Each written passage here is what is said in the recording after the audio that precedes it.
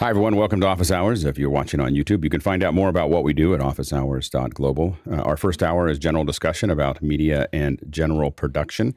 Second hour is usually something we want to spend a little bit more time on. Today, we have Harrison here to talk about Mixbus VBM. We're really excited about the product. And so the team is going to be here to answer your questions and explain a little bit about its history and how it got to where it is.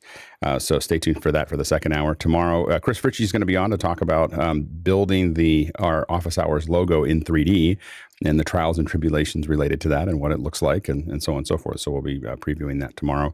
On Friday, we've got planes, trains, and automobiles. How do we get our gear from one place to another when we're still not in the cloud?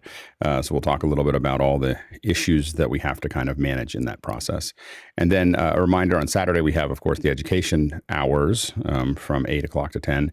At 10 o'clock, we're going to return to Keynote. We're going to do a couple weeks this month on Keynote as we kind of ramp up some of our educators in how we're using it. And we've got some great examples of using live video inside of Keynote that we'll be showing on Saturday.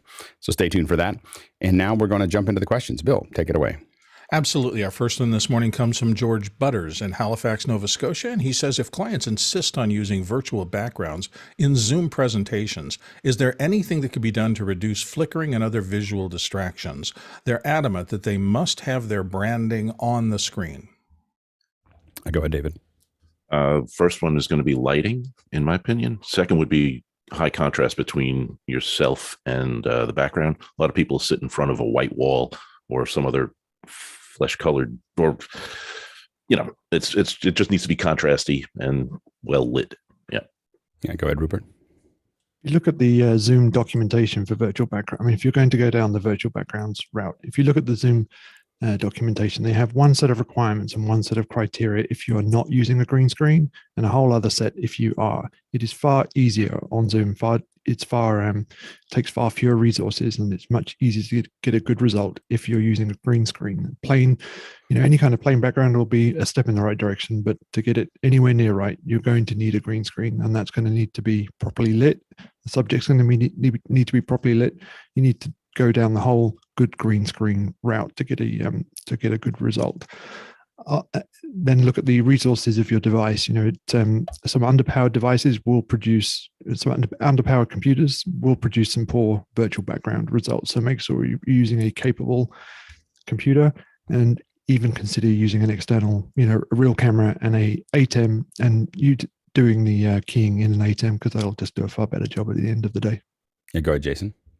Sometimes the best solution is a discrete and non-technical one. If you insist on branding and your branding doesn't look good, then it's not actually helping your branding. Go to Kinko's, get a backdrop printed, make it matte, and do it right. Good, John.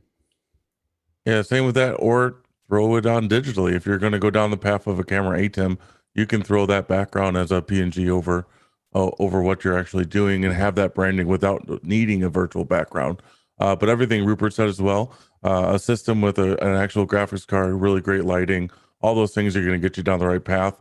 Get a green screen if you can, or actual physical background, which can always make you look good. Go ahead, Nigel. Yeah, I was going to solve the problem the same way as either Jason or John, which is if the issue is about branding, find a way to fix that. Don't use the virtual backgrounds as the answer. Marty? Yep, similar answer. Seems like the main criteria is having the branding, and so find a way to insert that branding as a bug. So for all of the people on the call, it sounds like they want to have branding for everybody.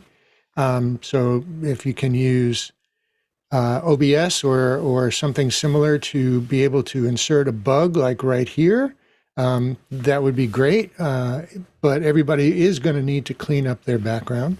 Maybe even have a physical print and have it on a stand on your desk and have it sit right here.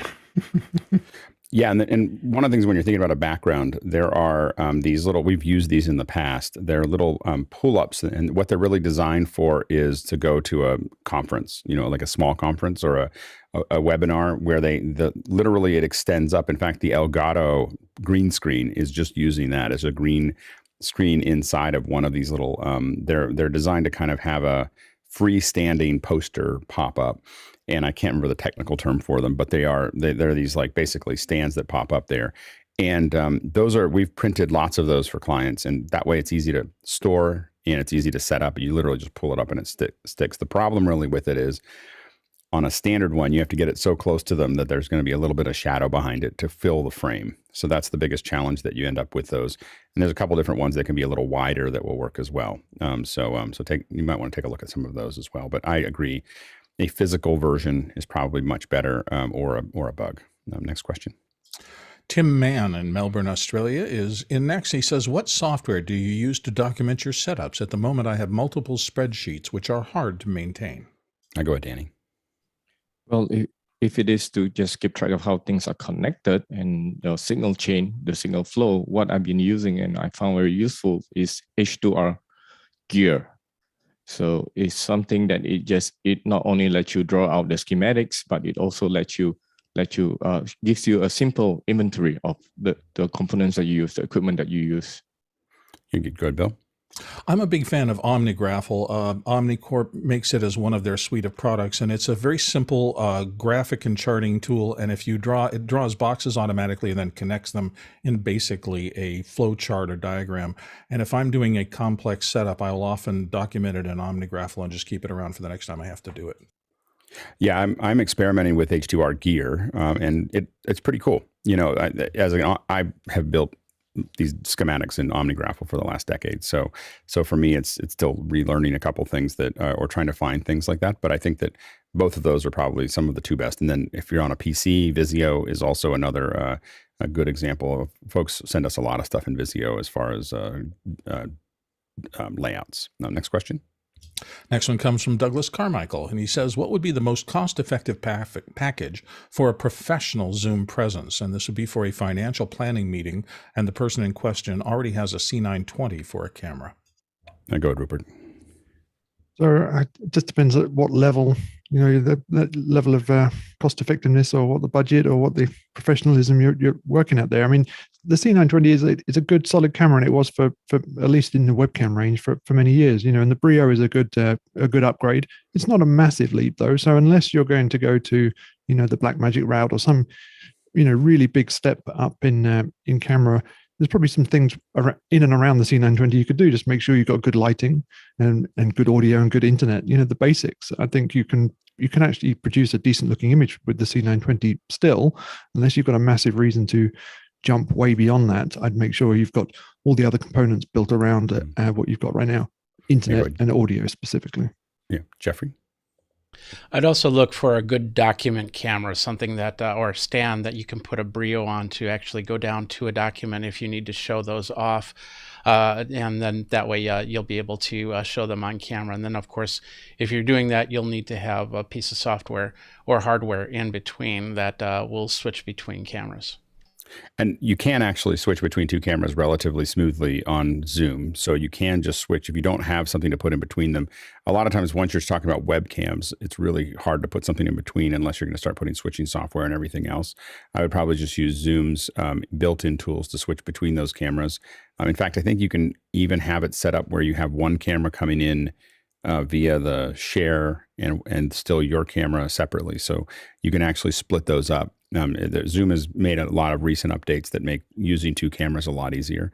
So I would take a look at that if you do want to show those documents, if they're not already digital. So take a look at that. And again, echoing, what we look at for Zoom or any online presence is the internet, Ethernet, up speeds of at least 10, then audio. So a good microphone, a Yeti works really, I think, is a solid mic for the price that it's out there. But you could also get something like again, you depend on MV7. You can also go down to the headset mics that are, $10 or $20, the piles and those are going to definitely improve the quality, and then a good light. We use LumaPads from Nanlite a lot when we send stuff out if they're really small. Now our larger kits have like bigger lights, but the LumaPads work really well as well. To a couple of those, or a China ball with a light in it. It can also provide a really great, nice, soft light to make that look a lot better. Go ahead, Courtney.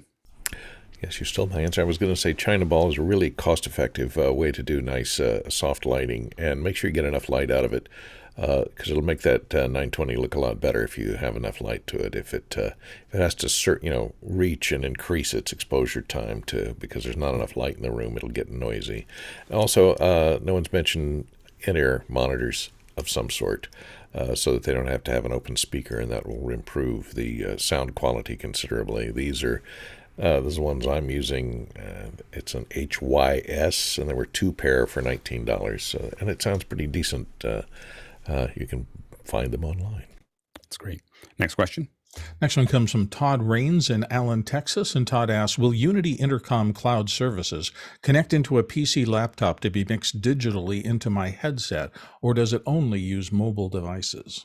Go ahead, Jeff. We frequently use Unity along with a couple other comms over IPs solutions.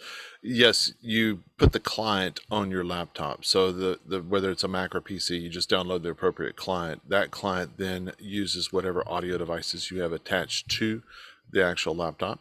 And you could route it things even through Dante. If you had a bigger system and you wanted to use that laptop to serve into a different comm system with Dante, you could do that also. There's a lot of flexibility there, but yeah, just download the PC or the Mac app for the laptop, and your laptop will be your interface at that point. Yeah, go ahead, Andrew. Yeah, the only thing I'd add to that is the advantage to the laptop is you can hook up a Stream Deck and have buttons that are much easier to navigate than what's on your screen there. Chris? I totally concur. There's definitely advantages to using it on a mobile device versus a computer, and it really depends. It depends. But as Andrew said, I prefer it on the computer because I can use the Stream Deck, and when I direct, I am very comfortable just talking to the person that actually needs to hear something, as opposed to bursting out to everybody, and it's super easy to set that up with the Stream Deck. Yeah, one of the things that I'm doing is with this, I have the Studio Technologies Model 205, and it's got 2 talkback buttons in it. And when I push those buttons down, it mutes my mic automatically. It mutes the mic to the output. And what I'm going to be using that for is so that we can start opening up Unity like during this show or other shows, and I can simply push that down and say something that everyone here will hear, but it doesn't go out to the broadcast. And we'll test it rigorously before we make it work. But we've used it in the past. So having talkback systems, that work into that automatically mute, that is something you need a desktop for. That's the reason I bring that up, is that you need a desktop and Dante to make that work as opposed to a mobile. Next question.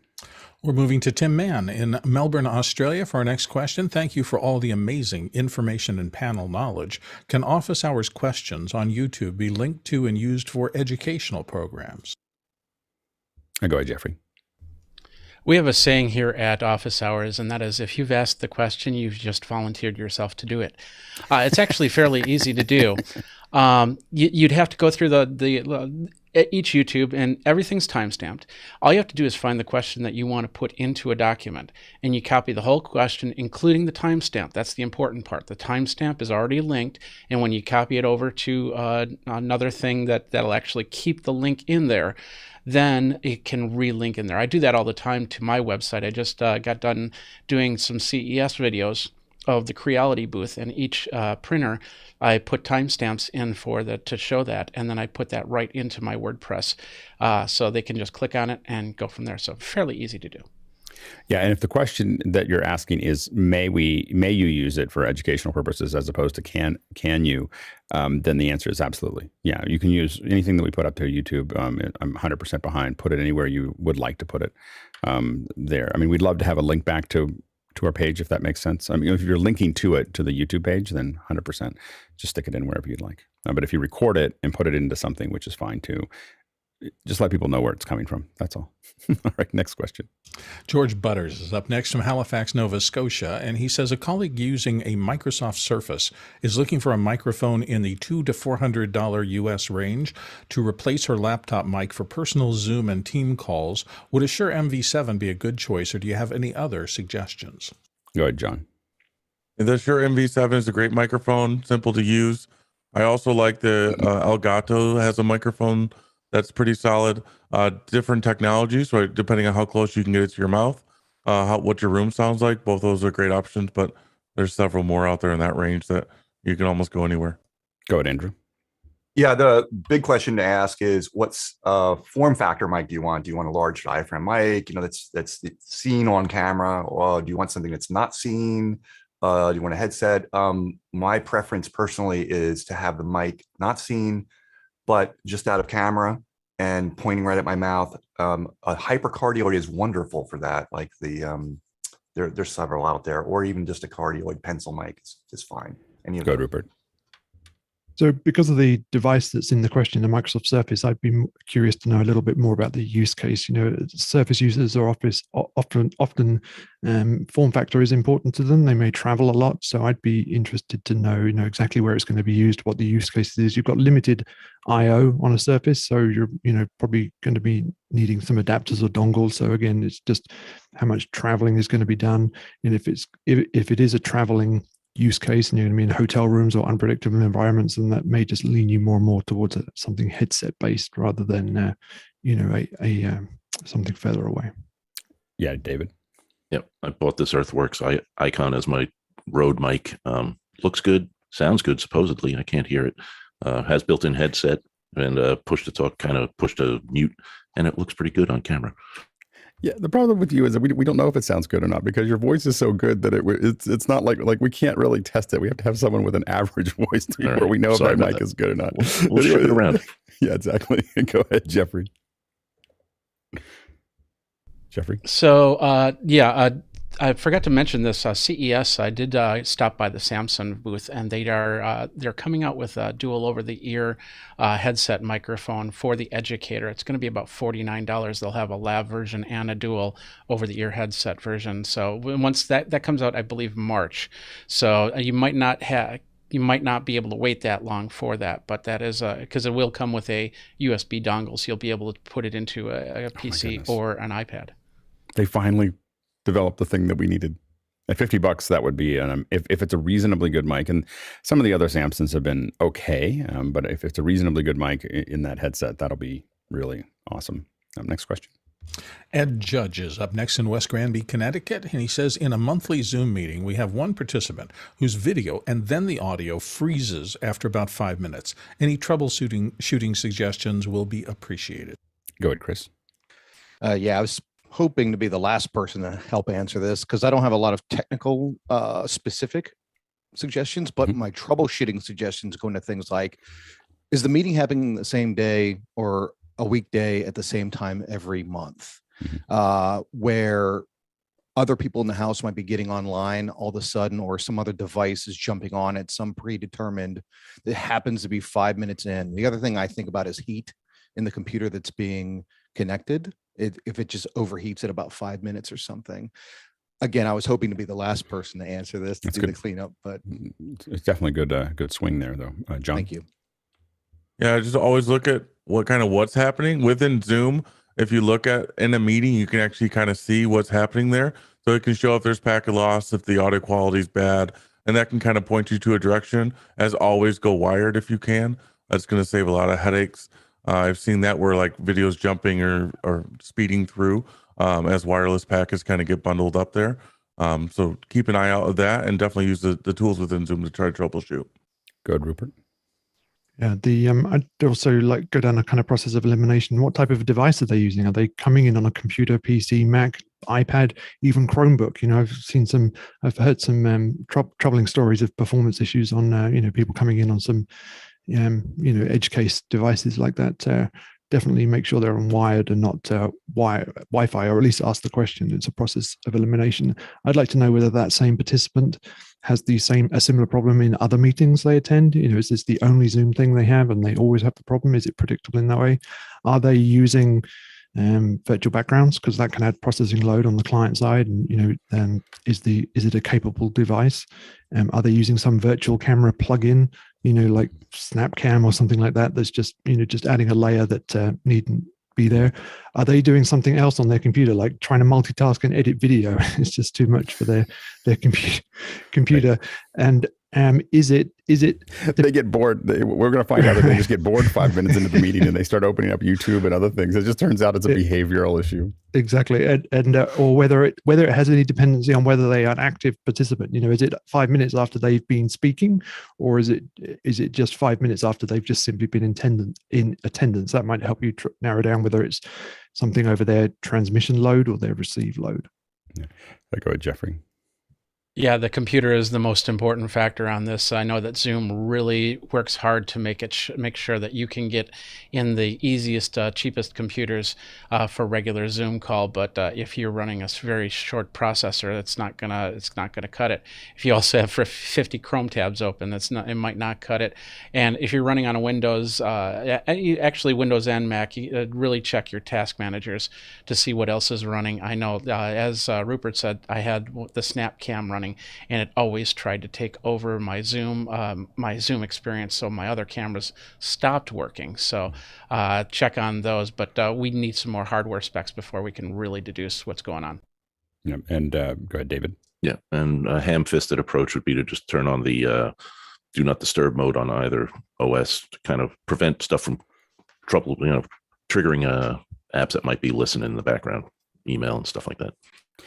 If it's happening really like at 5 minutes, different parts of the day, I will say 95% chance it's the processor is overheating and then it's cycling down. And so Zoom is a very processor intensive thing to use. And so it definitely can affect your computer. I mean, a lot of computers where you'll hear all the fans turn on and everything else. So once that processor gets to a certain heat, so if there's a way for you to view your processor usage and processor heat, or your temperature heat, which I have on my computers, and so I don't know, like mine's right now at 144 degrees, and so if you can see that and you start to see spikes, in those things, that would give you a good sense of how to make that happen. So I don't know if they have the tools to do that or not. Next question. Next one comes to us from Jonas Dattel, our friend here, and he says, can you inject synced into the Constelation? Does that disable the framesyncer on the inputs? I go with Courtney. Yes, you can. There's a reference input. It takes tri-level sync, or it'll also take good old Blackburst video. It does kind of disable the frame synchronizer. It still will frame synchronize, but it won't scale, and it won't change resolutions, and won't change frame rates. I mean, it won't scale to a different resolution. It won't scale to a different frame rate. So make sure if you're using HDMI inputs from a computer, make sure that computer is set to the exact resolution of your output and the exact frame rate of your output, and it should work. And make sure also if it doesn't have HDCP turned on, because you won't get a signal through if it has HDCP turned on. But generally, if you have a reference input and all your cameras are tied to the same reference input, switching will be much cleaner and much faster, and there'll be much less delay on your outputs. Great answer. Next question. Steve Bodner in Colorado Springs, Colorado says, looking to record individual audio tracks and master from an XR18 for speaking heads in conference settings, panels, and so forth. The digital audio workstation seems like overkill. If not, any recommendations or alternatives? Go ahead, Marty. So I'm actually doing something like this now on a job this week where we have several microphones on set and we have a 3-camera setup. And what I'm doing is I'm routing each input channel to a different bus. Now the XR18 has 6 output buses plus the main left-right. So I'm taking each bus into a different camera input. Each camera has 2 inputs. And then the program is also going out to another camera. And that way every camera has 1 mic on a per track plus the master. And if instead of cameras, that could be a Zoom recorder or some other analog or digital audio recorder. But the cost of that is that coming out of the mixer, you're going back to an analog format and then converting back to digital in your recorder. If I were to do just an audio recording, I would absolutely use a computer with a DAW on it, because then it stays in a digital format. And it's just the USB bus. Because the XR18 can actually, the XR18 can absolutely output over USB all the channels, right? Yes, it can. Yeah. I think DAW makes a lot of sense there. Go ahead, John. Mm-hmm. Yeah, I would definitely recommend in DAW. If you're on a Windows machine, Tracks Live from Waves. It's really great, simple, where you can just set up the inputs and hit record and kind of forget about it. But whatever DAW you're most familiar with, it seems like overkill, but it's going to make the workflow a lot easier at the end of the day. Yeah, Andrew. And I would say both to what the two gentlemen just said.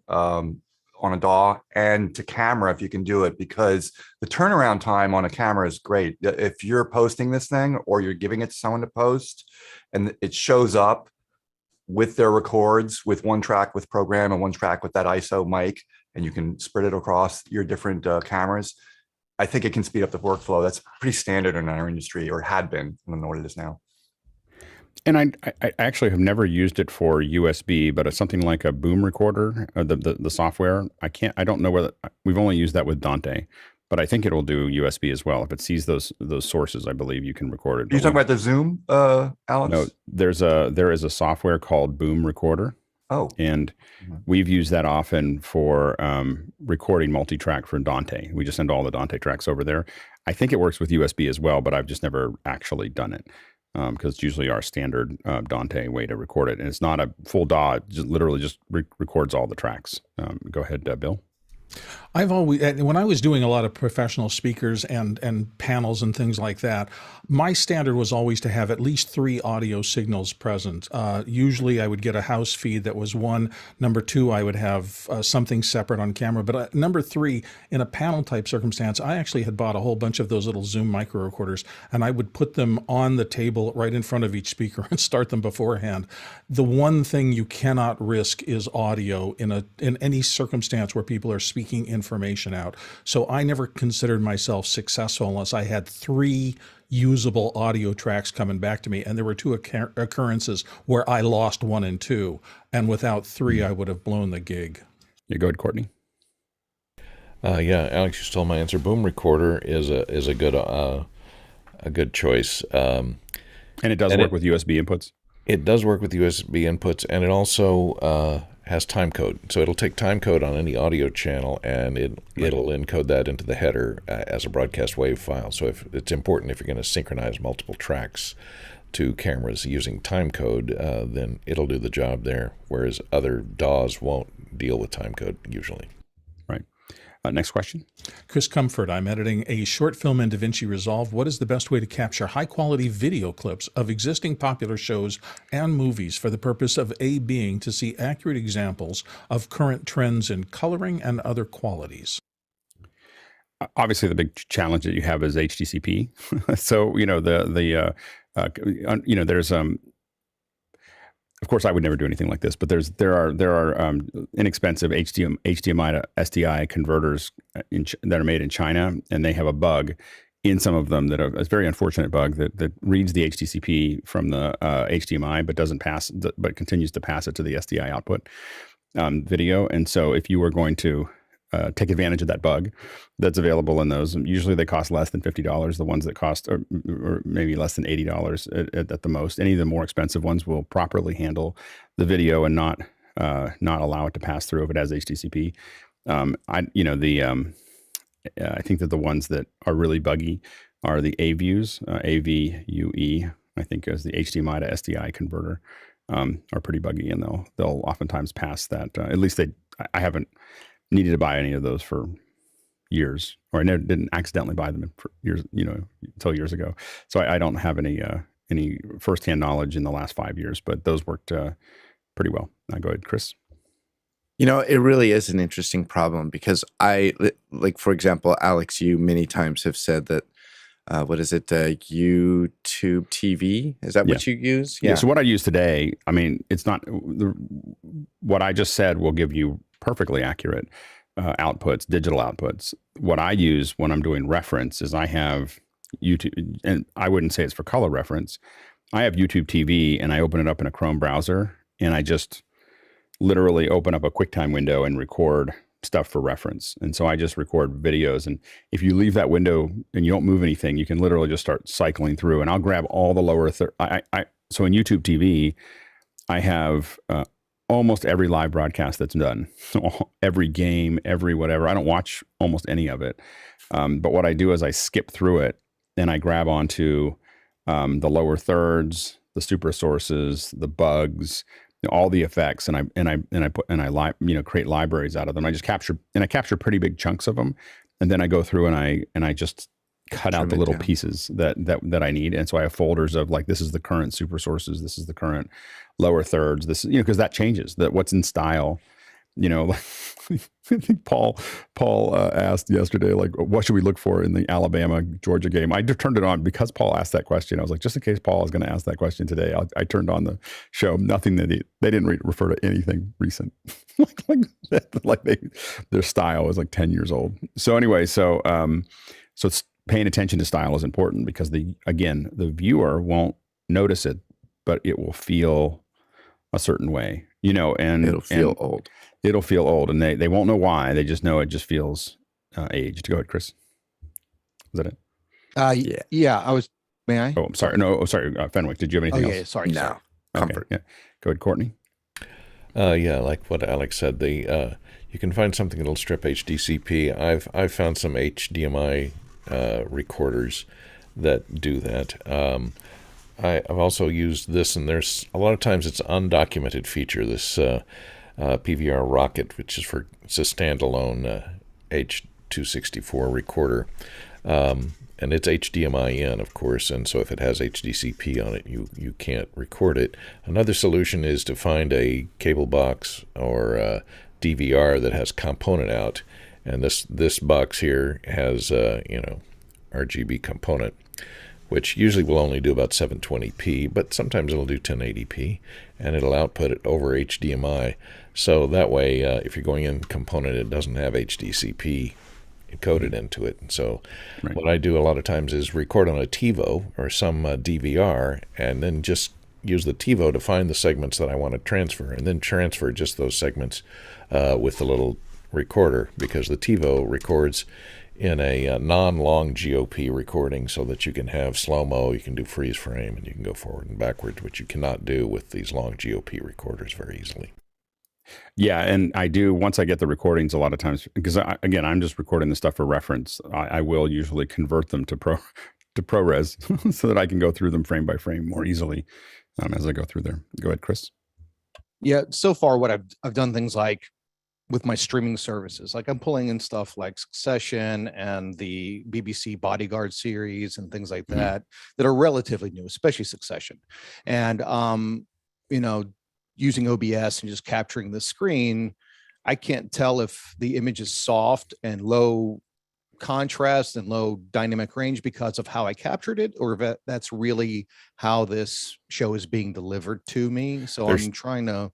There's two things about that could be happening. One is usually the compression is soft and low contrast. I mean, that's just how a lot of web services record things. But if it looks low contrast, oftentimes what that means is that you're recording something and it thinks it's going to HLG or HDR or whatever, and it'll look really, really low. Like it'll look fine when it's going out to your TV because the TV gets a flag and says, okay, that's what I should be. It knows what to do with it. When you record the raw frame, it does not know what to do with it, and that may be that sometimes creates that issue. By the way, that in the United States they don't have any of these boxes with these bugs that do 4K, but in China you may be able to find them in Alibaba. I think I have that do a 4K recorder. I was dabbling last night before I asked this question, and I was dabbling with the Blu-ray of Terminator Dark Fate. And I was able to use, I think, the riser. The main thing is that if you're trying to get accurate color for reference, then what you want to do is be recording into something like ProRes from a digital output. You don't want to go through an H.264 or H.265 record because it will change the gamma often. So it's oftentimes going to change that gamma just a little bit. So if you're using it for color reference, for me, it doesn't matter because I'm just looking at graphics. But if you're using it for color reference, you want to get the right color, into the box. And so that's one of the challenges there. Next question. Comes to us from Dan Huber in Erie, Pennsylvania. He says, when I'm not where my ATEM Mini is, what can I use to bring my Raspberry Pi into my Mac Mini as a video source into Keynote or Zoom? Go ahead, David. Yeah, I think Chris was just mentioning the riser. DVE store was selling them, blowing them out. They actually have a HDMI loop through, so you could use that for bringing the Raspberry Pi in and still seeing what it's outputting. Good stuff, cheap. Yeah, John? I was like, any sort of USB capture card would be perfect for this. So I use the Elgato Cam Links and a couple of their other capture cards, but there's a ton of cheaper options at DVE store or Amazon. Go ahead, Rupert. Yeah, the Camlink 4K is a good solid HDMI to USB capture device. They maybe have a version now with the loop through. I'm not sure, but having a device with a loop through could be useful if you're wanting to monitor that output. Also, there are some cheaper devices out there. So if you are, I think the Camlink is pretty solid. I think some of the others maybe have less color accuracy, a bit more compression, or maybe a bit more latency. But if those things are acceptable, you could maybe go some of the other budget options. Next question. Next one comes to us from Tobias Moss in Minneapolis, Minnesota. He says, I'm not looking for investment advice. Are your stock portfolios disproportionately in your industry? Go ahead, John. I usually stay away from my industry as much as possible when it comes into investing, just for conflicts of interest. But typically what I'm looking at is just go as wide as I can, covering as much as I can from a diversity standpoint. I'm young enough right now where I can be more aggressive, but tightening up as I get older. Go ahead, Andrew. No. David. Plastics. It's all about plastic. Yeah, you want to leave behind plastics. Oh, not a good, wonderful life. That was a dated response. Yeah. It's funny. When there was a website, I think it's still out there, called Marketocracy, and I think I might have told this story once before, but when I opened it up, I was kind of playing with it, and you could buy fake stocks, and I did it in 2000. I grabbed the fake stocks, and it gives you $1 million, and you just put money into it, and I called it the Alex Media Fund, and I invested in 2000 in not real money. I just said, this is what I think these are the companies I think will do well in the future. And I invested in Apple, Adobe, NVIDIA, I think it was ATI at the time, and a couple other ones like that. And all of them, and I actually got a call from the company because I had forgotten my password. And so it sat there for 18 years, just kind of, and I averaged 26% per year return. So knowing your industry is I think that's where I would invest if I invested. I don't invest in the stock market. I think it's a Ponzi scheme. So anyway, but if I did, that's what I would do. I do it in my area. Next question. James Babbitt in San Diego says, has anyone used the new OpenRun bone conduction headphones made by Shokz? And that's SHOKZ, formerly AfterShokz. Go, Jeffrey. So when I was at CES, more to the point showstoppers, which happened a week ago Wednesday, I asked him this question. So when are they available? And he goes, in about 30 minutes. So the reality is, if anybody's ordered them, they probably haven't gotten them yet. There are a couple influencer reviews out there for the device, but from what I saw and heard, it was pretty comparable to even the ones I'm wearing right now. Go ahead, Tony. Yeah, I misunderstood the question. Okay. My senior members of the congregation are using them now, and I guess it's an earlier version, and they are ecstatic about how well they work for them. So, yeah, I think if you like hearing the world around you while you're talking, I think the bone conduction worked pretty well. I've worked with a couple different bone conduction, not these ones, but other bone conduction.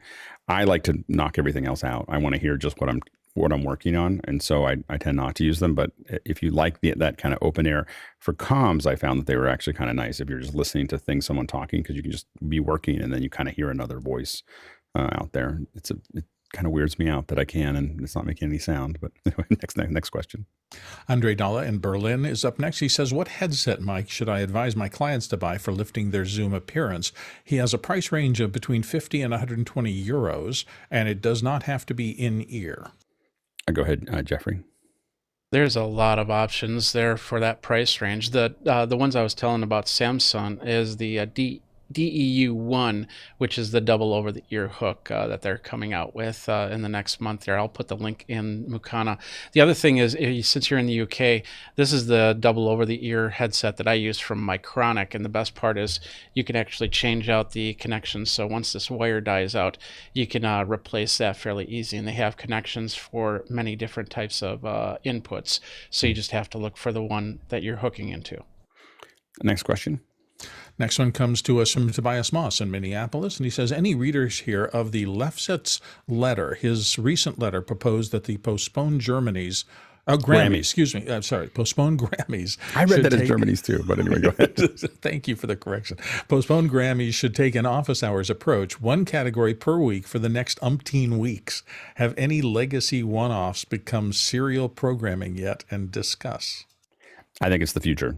I mean, I think that you could have these awards. I don't know if it'd be like, but I think you could do the awards season over 2 months or over, whatever, where you had something. It would allow every category to have like a little, I mean, you could do something incredible with the Grammys. Like you could have interviews and behind the scenes and things, and for the same money that they spend on the one event, that you could have these little online things that really spent an hour on that one category, and the people who really cared about it would come to it, and they get into a habit of watching those things. And maybe it's not an hour, maybe it's a half an hour, but you could spend a lot more time. You wouldn't be compressed into the broadcast window.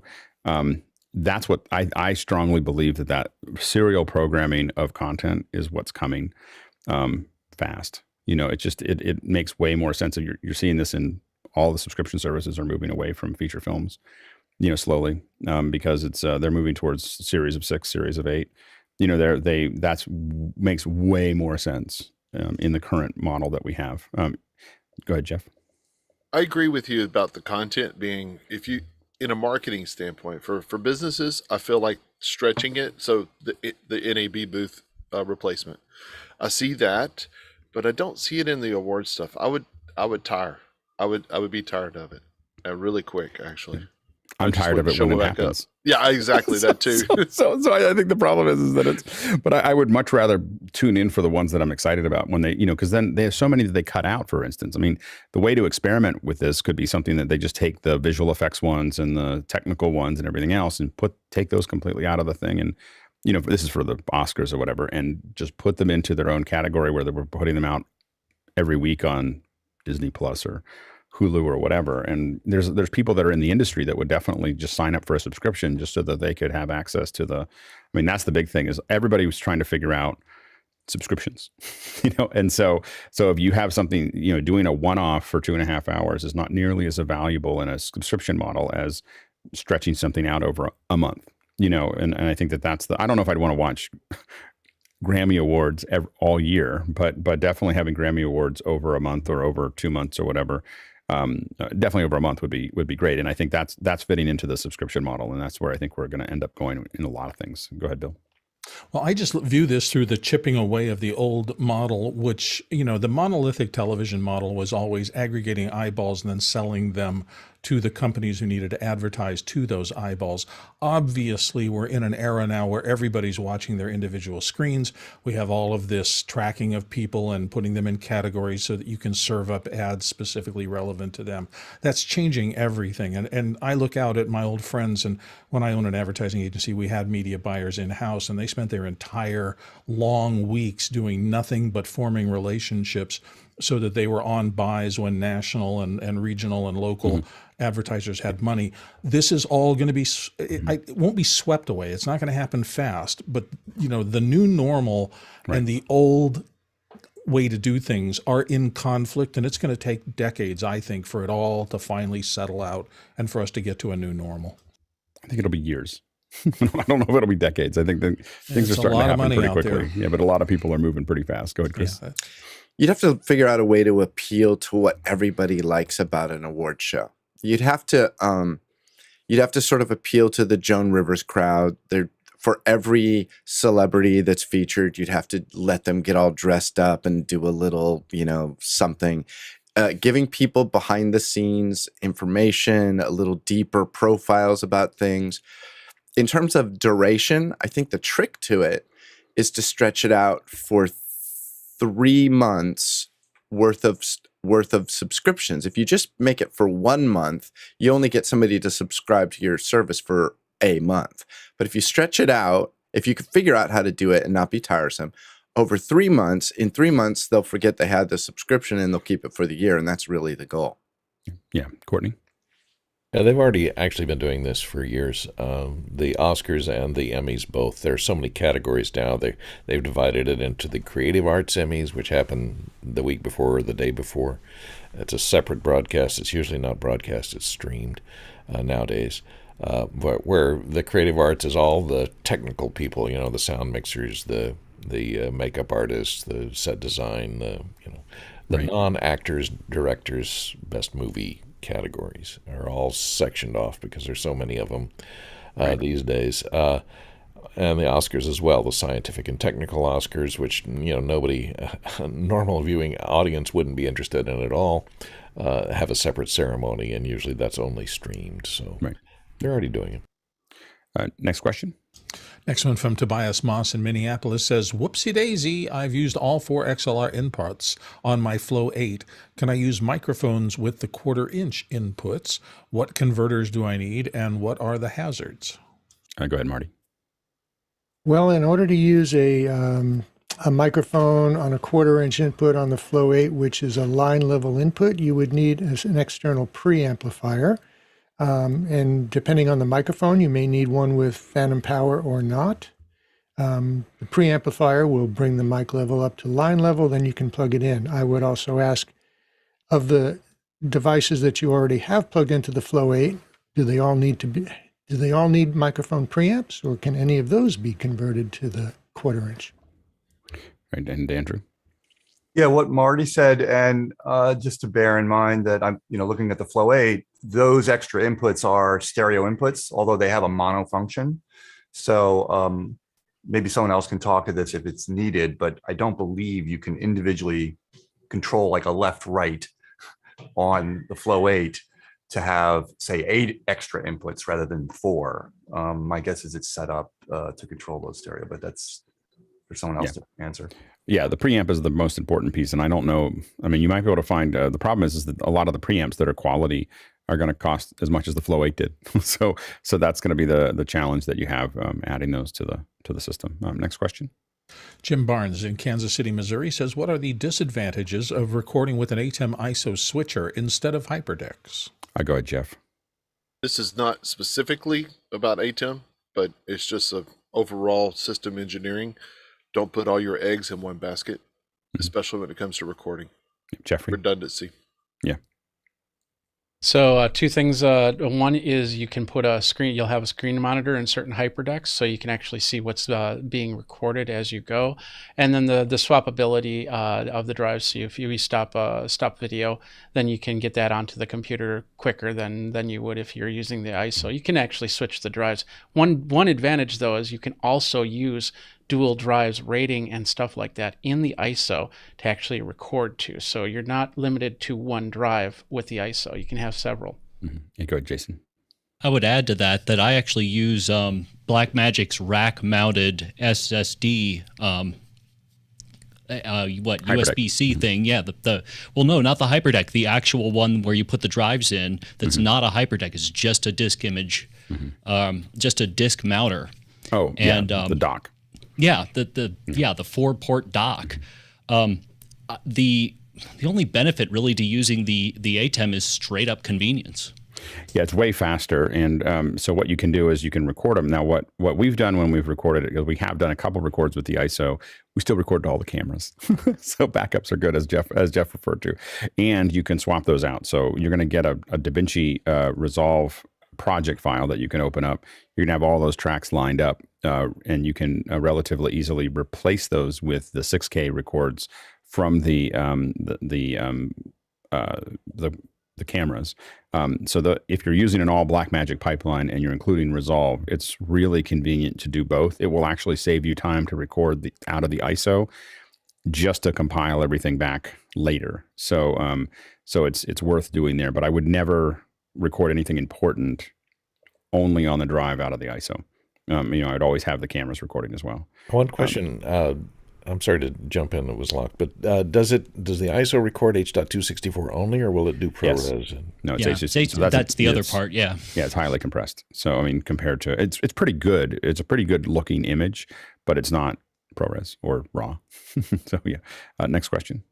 Alton Christensen is back from Brooklyn, New York, with once you use something like a Techrise or a virtual camera as input-output for Zoom, the ability to manually adjust levels no longer works, even though there's the checkbox option to do so. Are there any solutions for that? It depends on what. I think this is where you start using a audio, some kind of audio manager. So this would be the banana potato thing on the PC and the audio hijack on the Mac. So you can definitely make those adjustments once you put those through. If you're going to get audio hijack, just get looped back with it. Buy once, cry once. Like you just need to don't get them separately. It hurts. Anyway, and then someone else can try to answer the fruity vegetable thing. I don't know which one is which, but probably either one of them will work. Next question. Don Modine, in Manchester, Connecticut, says, I still see Skype used a lot on network TV. What are they doing to stay relevant in a Zoom world? Go ahead, Jeff. In our experience with the broadcast world is they're setting their ways. So that's one thing. They may have talk shows, Skype talk shows. For the corporate world of using Zoom or Skype, most of the people that are using Skype is because they don't like the 4 letters of Zoom. And so they're just like, it's IT people, or it's just a overall general company consensus. We're not going to use Zoom. We're going to use Skype. But on the broadcast side, there are also a lot of marketing pieces that are put into place that are actually paying for that use of the Skype. And that's a bigger part of it. Yeah. Go ahead, David. Yeah. The other thing with the Skype advantage is they have an appliance with SDI. So it's a workflow that broadcast is used to, rack mounted, and it just kind of works more or less. Mostly. Go ahead, Rupert. Exactly. Some studios will be baked into the Skype TX, platform for historical reasons. I guess Skype, is owned by Microsoft, but the Skype itself is mainly a consumer platform. We saw Skype for Business evolve over the years. That was basically a separate technology stack, just similar by branding. That's basically being retired now, and that the Skype for Business workflow is being pushed into Microsoft Teams. We saw a few months ago, I think, Microsoft releasing a Teams Personal Edition, more for the consumer, I guess. I just wonder in my mind whether they're wanting to roll what was known as Skype into from a consumer level into probably more the Teams world as time goes on. I know that in the updates in Windows 10 these days, or recently, and 11, you're getting these new pop-ups say like, hey, start a meeting, click on that and it actually launches Skype to start an instantaneous meeting. That's like another new feature in Skype these days. But again, I just wonder whether all these pathways are eventually going to lead to more of the Teams-based infrastructure in Microsoft. Yeah, I mean, I think that the point that was well made was that there's a lot of hardware people spend a lot of money on. I used to own, I think, 6 of the Skype TX boxes, the talk shows that were the 4-channel, and those were like $8,000 each or $7,000 each. So you put a lot of money into having those sitting there working, and so you're not going to just swap them out unless something is significantly better. I do think that the lack of an appliance, like just a standard, I can drop it in right now, like even what we have with ISO, which we're using for the show, it's squirrely. Like you got to figure out all the things, you got to do all the things and everything else. And instead of just being able to, I can just slide it in and start to manage it. The management software also is relatively good on TalkShow, where you have a USB headset that you can talk to, you can do talkback. You have, you can schedule people, you can stack people up coming in. There's a lot of tools that were built there. The fundamental disadvantage of those TalkShow units is, number one, Dante never really worked. I mean, I think they finally got it kind of working, but it was always sliding. It would slide over time. The other thing is that the whole thing was a little bit rickety. It was really built by a company called Cat and Mouse for game shows and in the UK. And it was kind of just hacked together so they could do it. And then Microsoft bought them and turned it, made it into Skype TX. But what they needed to do is take the smarts that company had and rewrite it from the ground up in modern code. And that's not what they, it's not what they did. And so that's always made it a little bit disheveled. I'm going to actually jump to the next question. Next question comes from Richard Lavery in Belfast. And he says, any recommendations for live audio mics for opera singers? Go ahead, Craig. Yeah, I'm just going to try something here, see if this works.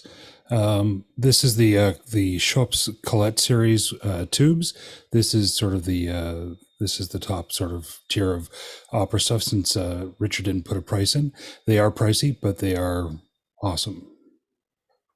And go ahead, Andrew. Yeah, I haven't done opera in a while, but I did do some opera for the opera director, Peter Sellers. And we did a show outside on an open air stage. There was very little scenery around it. And we were not going to get mics on these singers. That's the other thing to factor in here is opera singers notoriously do not want mics put on them. So the workaround was to put boundary mics on the stage. These were Crown PCCs.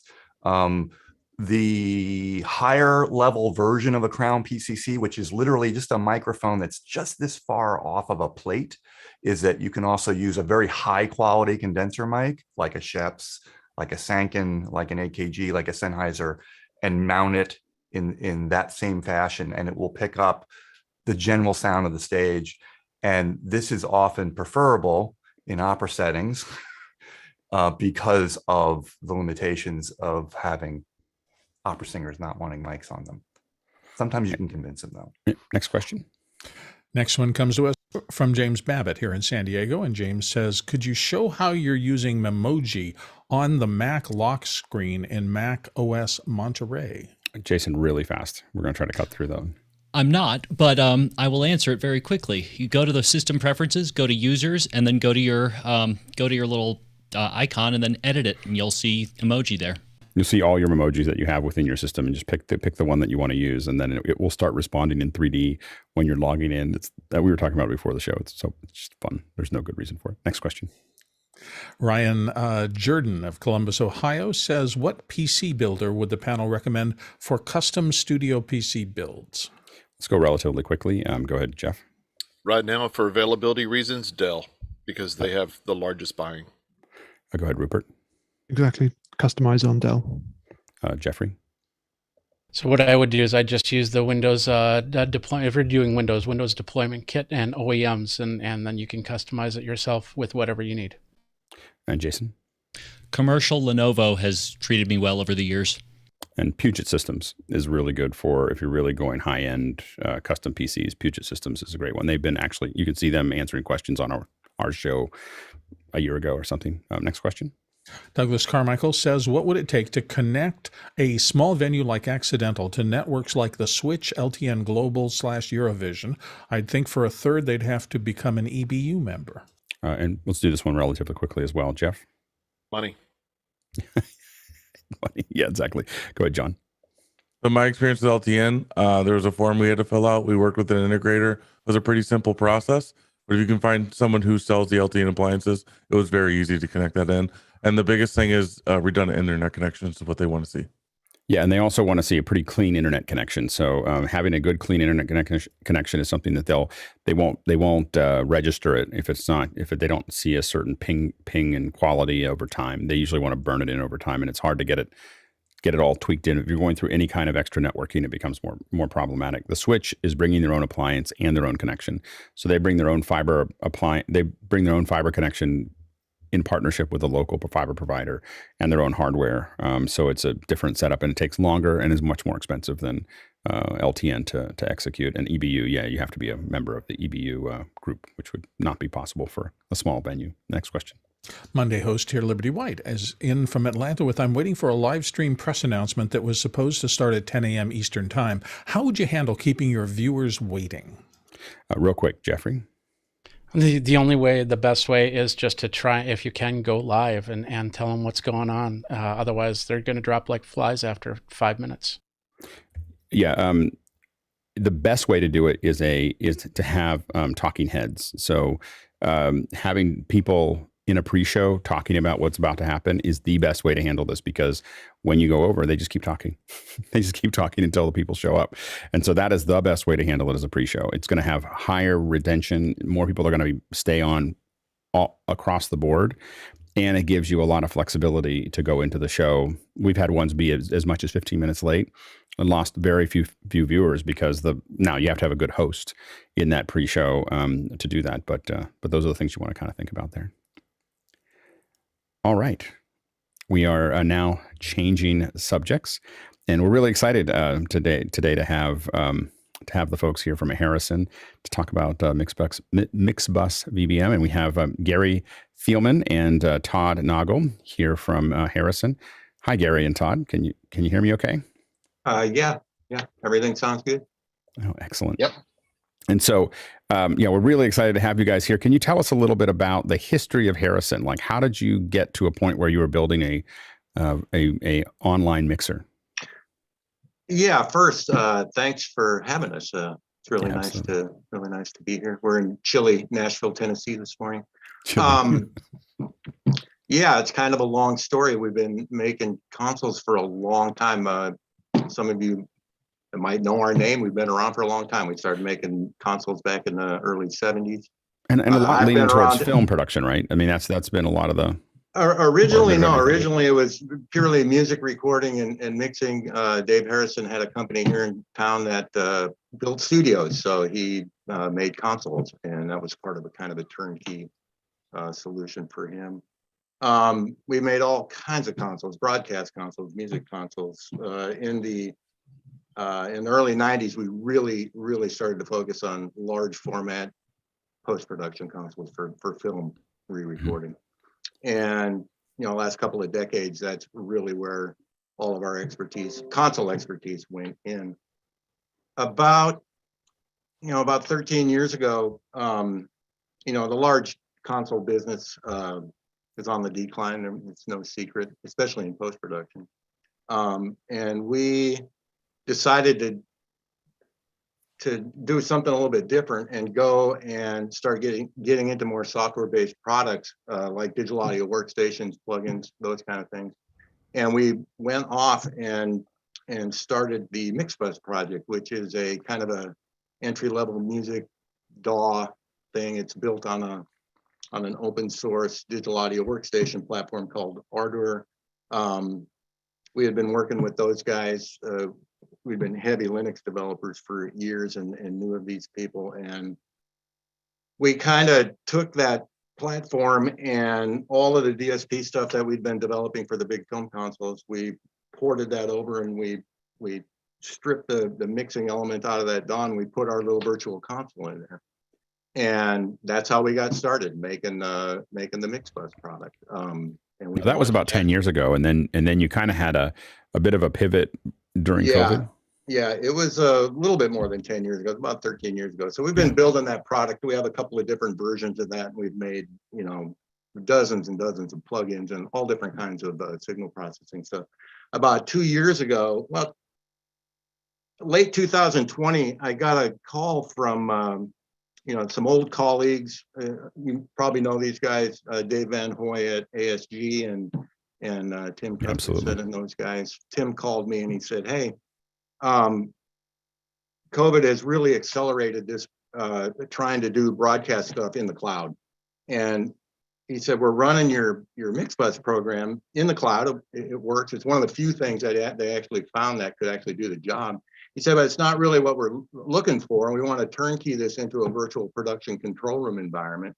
Would you be interested in doing a special version of Mixbus with some really dedicated features for corporate broadcast applications and those kind of things?" And it wasn't on our roadmap. It's not even something we were thinking about. COVID kind of accelerated all that, so we decided to go ahead and do that. So for the last year, Todd and the guys have been developing this product, Mixbus VBM. We call it virtual broadcast mixer.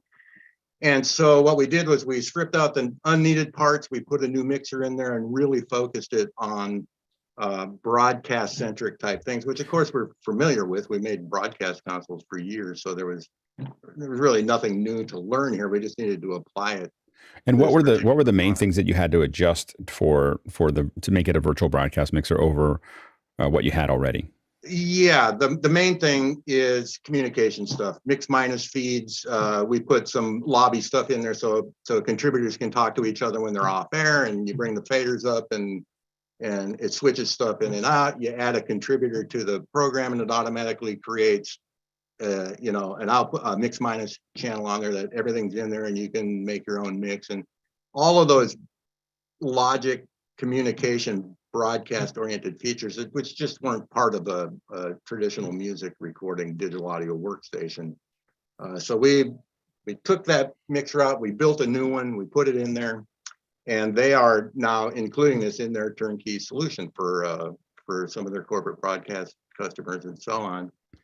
And where we are with it, we need some feedback. We want to take this product to where it needs to be. First of all, we need to really understand where it's applicable right now as it is, and then how and what we might need to do to it moving forward. Well, I think you found the perfect group for that. Pardon? I think you found the perfect group for that. I think we found a great group for that. So, here we are, we're sitting here with this technology. It wasn't even on our roadmap a year ago. Right. We're talking to all kinds of people and getting feedback. We've got licenses and feedback coming from Sky TV in the UK, from places all over the world, and we're starting to realize that the end game is something a little bit different than what we started with. Right. But here we are, and now we need to figure out what our path forward is with this technology and with this product. So. Absolutely. And Jeff, you have it, right? You're using the Mixbus, is that right? Yeah, we've been using Mixbus for,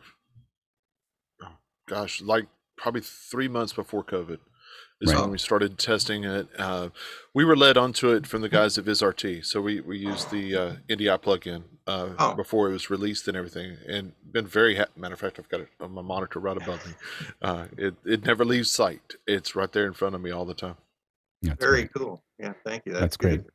And we've got for our folks watching here, we've got a bunch of questions already stacking up. We're probably going to put you right into the Q&A here, unless you have anything else you want to add before we start. Well, I would like to introduce Todd. Todd is the head of engineering here at Harrison. Todd and I have worked together for more than 20 years, and we built a lot of consoles together. So he's very knowledgeable. He's heavily involved in the development of all of these products, all the way through everything that we have. So what's great for imagine there's anything that can't be asked. Definitely. And that's the great thing is that, so we've really got in, Gary and I talked about it a little bit. I was like, I really want someone that can answer the questions, because we're a nuts and bolts kind of crew. So definitely feel like you can ask those technical questions. Todd, how was the conversion, before we jump into the questions, how was the conversion from mostly, you started working in hardware, right? And then moved to software. Was that a difficult jump? That's not, we've been very software based for a lot of years, because our consoles were digitally controlled analog way back in, like we made one of the first digitally controlled analog consoles ever, the Series 10. So the control surface was really just a bunch of, software driving analog hardware. And then we've done several iterations of that. And then we moved to digital consoles that were all, the smarts were in a computer. They were in a Mac on our new bus-based systems, and then they moved into a PC on our later consoles. So we've been a software-heavy company for a while. So in some ways, that kind of set you up to be able to move a little bit more. It did. Quickly. And our last version of our film consoles, which you can still get our X range, actually runs, all the DSP has been running on PCs since like 2006. We wrote, you just buy a stack of computers and we put software on them, and it does all the audio processing at like 20 samples of latency. And we built the hardware to do all that, to interface with that, and to make all that work in the software land. But yeah, we've had the knowledge for a while. So yeah, that's fantastic. Let's go ahead and jump into some of the questions. They're starting to stack up here. Go ahead, Bill. The first one comes from Jeff Keithley here for Texas, been around for a long time. What are the key differences between the Mixbus 32 and VBM? Yeah, go ahead, Todd. So there are no recorder editor features. We stripped it down to a mixer. So, Mixbus has, the full set of an editor screen where you can draw waveforms and you can cut clips and regions and you record, do all those things. VBM is a mixer. It has live inputs and outputs, and that's it. There is no other fluff It's meant for a job. That's the big difference. It could have all those things. Those were conscious decisions. We in talking to and was that mostly just for simplicity? Pardon? Mostly for simplicity. Yeah, for simplicity. Yes. And that was that was something that wasn't actually our decision. We were kind of guided working with a crew that was testing this stuff out, and they just weren't interested in those kind of things, so we just left them out. Well, in a traditional broadcast, you want a simple solution that's hard to mess up. Yeah, yep, exactly. And so that's what this is. And yes, it can become much more complicated, but in the general, we started with here's a tool that will just get this job done. Well, I think that it's I've worked on a couple of development teams, and one of the things that you start to learn on is that every switch, every button is a liability, and the key is that does it provide more use than the liability that it introduces to the system? And when you think of it that way, it's like, do you really need that? And so especially on a live environment where we can't afford for something to go wrong, I totally see the process of let's not do anything we don't need to do, so that we can focus all the stability, but debug everything into just the things that we actually need. That makes a lot of sense. Yeah, the other thing too is you can't do everything all at once, and there's right. Everybody does things a little bit different. So really, the trick is to hone things down, and then use your smarts and build it back up and add the things that are necessary and really take it in a multi-step approach. And that's how we've developed stuff for decades, and it works really well because you can start with something that's not going to kill people while they're using it, and then you can grow with it. And that's where we are with this product. This is exactly what we want to do with it. So hence that's why we're talking to everybody. Yeah, that's great. Let's go to the next question. Jonas Dattell in Stuttgart, Germany says, what advantages does Mixbus VBM have versus Mixbus C32 with the free NDI plugin? I'd say ease of operation. It's set up to when you make a contributor, there's different modes of work, but basically, in Mixbus 32, you have to do a lot of work. You have to make a lot of inputs yourself. You have to make a lot of connections and buses to build up a Mixmias system. In VBM, it's a one-button click. You click add a contributor, and that automatically sets up all the buses needed for a mix minus feed, gives you an output. So it's really speed and of operation, gives you less places to shoot yourself in the foot. Right. Next question. Next one comes from Jonas Dattell again in Stuttgart, Germany. Does Mixbus support multi-channel audio over NDI? Yes, you can put multi-channel. We do not. The current version of Mixbus VBM is stereo only. We do not have Atmos or any of those other formats yet, although we have that knowledge from our film console, so that's on the roadmap. But at the moment, stereo only, but you can send out a multi-channel NDI plugin. You can feed 4 outputs or 10 outputs or 16 outputs, whatever you need. Next question. Danny Law in Malaysia is up next. He says, is it possible to use the Behringer X Touch Universal Control Surface and its extender currently with Mixbus for both to be recognized? It may not be available in the device list. I'd have to look, but yeah, it's just a matter of creating a device file. And if you contact us, if it's not in the list, we can make it. There's a configuration file for control surfaces. Some variations we may not have, but we can add it. Next question. Douglas Carmichael says, Ardor, which Mixbus is based on, is focused on being the best tool to record talented performers on actual instruments, close quote. What was Harrison's focus when building Mixbus, or were the needs of the electronic music community also taken into account? When we built the original version of Mixbus, the goal was, it's the same thing. We're console guys, so we built a console. No other DAWs at the time looked like a console. They did not have buses and groups preset. They did not have console workflow, which is, in our opinion, a great way to work. People developed console workflow over many years because it made sense. It made good mixes, putting things in groups, putting things, having some limitations. You don't need to create 80 buses sometimes to make a music mix. 16 is enough, but it has grown over and over. So when we made Mixbus, it was really a conscious effort to put the console workflow into the mixer part of a DAW, which did not exist at the time. I can add to that a little bit. As a linear-based digital audio workstation is a little bit traditional. What you're going to see coming here very soon from us is a focus much more towards nonlinear creation type stuff, making loops, making beats, all those kind of things. So we haven't completely ignored that. We've finally got to the point where we're going to start integrating some of that functionality into the Mixbus, into the other, not necessarily into the VBM version of Mixbus, but into the music creation version of Mixbus. It seems like it could be interesting for, some of the stuff that we've done in the past where we have, let's say we have a click track, we have items that are going to be played out along with it. It kind of gives you, it theoretically could give you, in a live environment, give you the ability to play out some of the pieces that are necessary along with having a traditional mixing interface to mix the live components back into the piece.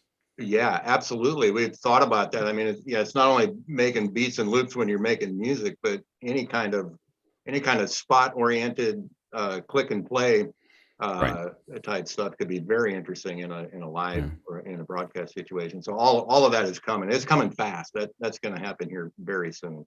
Yeah. So those kind of things can get integrated into the VBM version actually relatively quickly, based on what kind of feedback we're getting from customers. So absolutely. Next question. Douglas Carmichael's up next, and he says, with the plethora of analog emulation plugins and saturator/warmer hardware devices on the market, what's the unique selling point of Mixbus beyond the analog modeled mix engine?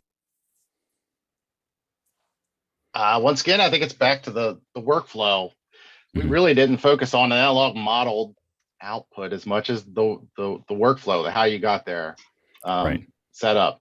It really, if you turn, Sorry, Todd. One of the big disadvantages we saw with just traditional digital audio workstations was just tremendous amount of window management that gets really clumsy. And by building this mixing console on top of that DAW, it really streamlined that whole thing. We put really nice processing on every channel, so you can really, not that you're never going to use an external plugin, because everybody does and there's thousands of them to use, but it really streamlines the workflow. And this we also took into the VBM thing. Every channel, every contributor channel and audio channel that you add to the mixing console in VBM has a nice set of processors. It's got a denoiser on there. It's got a de-esser on there. It's got a nice little EQ on there. It's got a compressor and a limiter. Right. Those things are right there. You don't have to go finding plugins and popping windows up and distracting yourself from the work that you're trying to do. So that's what we really focused on, the workflow through the DAW, as opposed to the performance of some modeled analog console thing. Right. It's much more about the workflow. Absolutely. Simplifying the workflow. Absolutely. Next question.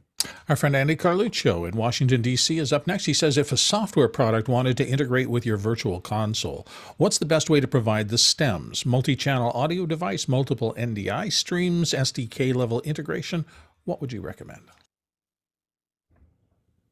At the moment, we take the NDI streams. Well, for the VBM, you can use Dante virtual sound card. You can come in with NDI streams. You can come in with local hardware. It does not care what audio interface you're running. It'll select any of those three. Down the road, we're probably going to be talking about adding an NDI back in. Right now, you have to use the NDI plugins to get in and out, but down the road, I suspect we will be integrating NDI directly so that it is just on the NDI network. Right. That's great. Next question. Jason Panks in Nashville up next, and he says, could a PreSonus Studio Live Series 3 console be used as a control surface for Mixbus? Currently, control surfaces support anything that supports the Mackie control protocol. So if the Studio Live has that, then yes. Next question. Andrew Lipnick here on the panel from San Francisco says, please, oops, I'm sorry, that moved to a different one. This is Jeff Keithley in Texas. What is the Harrison's best suggestion for stable hardware and OS platforms for Mixbus? That's a loaded question. Computers are a mess. That's a hard one. We have found lots of computers. It turns out audio computers, and these guys can probably tell you, performance of a computer for audio purposes varies wildly. you wouldn't think it would, but when you're trying to do really low level performance, it can be very difficult to find a system that is very good at it. It can be anything from the video card messes up the audio. That is a common thing that happens still in the world today, which it shouldn't. And So I don't when know. you guys build yours, what are you using there? Well, when we build our systems, we use server grade hardware, and actually for our X engines are actually full on like Supermicro motherboards, dual processors, and we tune them down till they run just, you know, crazy low. Like I said, our X engines run at under 20 sample latency consistently all the time. So, but that takes a lot of selecting and tuning. Yeah, absolutely. Next question. The one up in front of me is from Douglas Carmichael, and he says, I think that you're off one. There's one above that on deck. Well, I started Andrew's, but something else popped up. Okay, we got it here. Andrew Lipnick from San Francisco. Please give me a few real-world use case examples of Mixbus being used in REMI production. I'm not familiar with the REMI term, so maybe that's just remote production. So yeah, so it's production. I mean, I think that what your REMI typically is, we're sending. I mean, Jeff can explain how he uses it, because Jeff is our resident expert on REMI. How do you want to describe REMI, Jeff? Remote production, it's remote production, but REMI mostly means you're taking a lot of feeds and sending them to a master control room. So that master control room most likely is going to have hardware. In the past, it's always had hardware, and that was the reason they're transporting all those audio and video feeds to the remote control room, and that's where they're that PCR, that MCR that they're actually working in.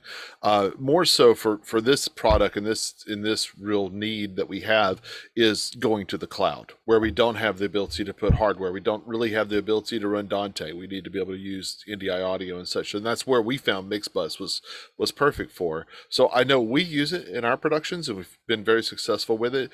I think Andy is just asking, is like, do you know of other people that are using it? Can you name drop some places just to kind of show this is what we were using with it? And just if I could add one little thing too, is that more specifically where there is a local audio engineer in one place in the country or world, and there is another one in another place where that might be master control, just to expand on that a little bit. Okay, well, we have people live running VBM and people using Mixbus, as one of the other panelists has mentioned. But the VBM, so they put in the cloud. They're running, some VNC servers. They're running the full Mixbus. They load it up, feed NDI. All their NDI sources are coming into it from all over the world or wherever they're at. Hits Mixbus. The operator has a control surface sitting in their room because they're running a local control surface and feeding that back into their cloud. So they have a control surface. So multi-operator, same thing, because with VNC, you can jump in over multiple logins. So you can technically have two people, although, they need to coordinate some at the moment.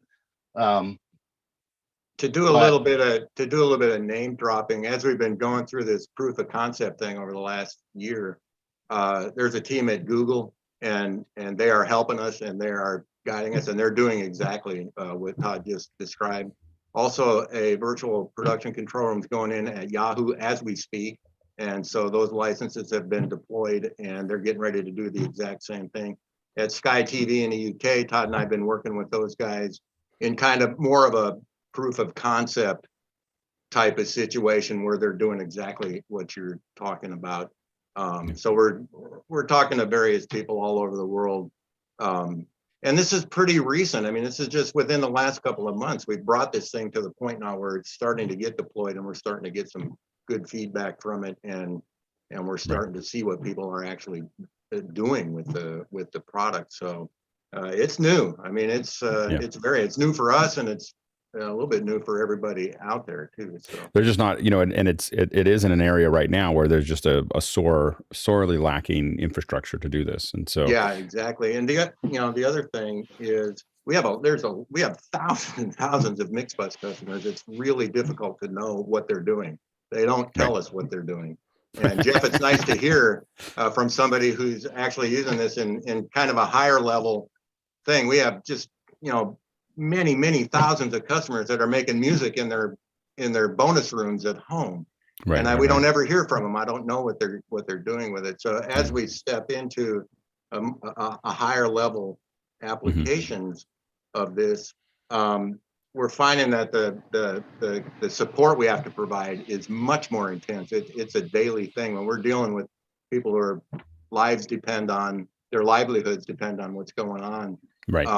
It raises that level of working together with them on a support side of things to a much higher level, which we knew was coming, and so we kind of built that into the whole product range. Yeah, absolutely. Next question. Douglas Carmichael's up next, and he says, have you thought of offering a light or subscription version of Mixbus VBM to those already working in cloud-based environments? I could see Conversations with Tony Mobley benefiting greatly from it, for example. Conversations with Tony Mobley is one of the shows that we're playing with, so I think we're gonna, that's what he's talking about there. But have you thought about less expensive versions? Not really, because what we're finding is the level of interaction and support in the development is significant. It is very significant, and it will continue to be.